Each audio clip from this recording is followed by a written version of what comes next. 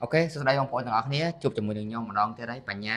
ចឹងថ្ងៃហ្នឹងខ្ញុំមកអាប់ដេតក៏ដូចជា review ទៅលើតម្លៃមាសតិចដែលខ្ញុំឲ្យបងប្អូនធ្វើការទិញកាលពីម្សិលមិញបងប្អូនអាចមើលពី analyze របស់ខ្ញុំបានកាលពីម្សិលមិញខ្ញុំបានរំពឹងទុកថាតម្លៃមាសនឹង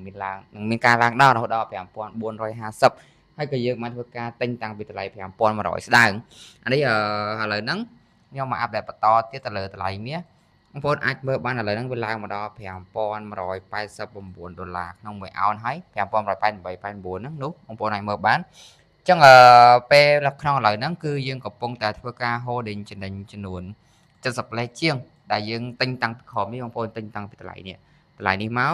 អឺសម្រាប់ពេលឥឡូវហ្នឹងបងប្អូនដែលនៅក្នុងក្រុមខ្ញុំមកឲ្យធ្វើការកាត់ទៅលើផលចំណេញមួយចំនួនហើយអញ្ចឹងយើងរងចាំ target របស់យើងទាំងអស់គ្នានៅខាងលើក៏ប៉ុន្តែយើងកាត់ផលចំណេញដងតិចមកដំណាក់កាលអញ្ចឹងបងប្អូនហ្នឹងហើយអញ្ចឹងថ្ងៃហ្នឹងខ្ញុំមក update មានតែប៉ុណ្្នឹងទេទៅលើការវិភាគ technical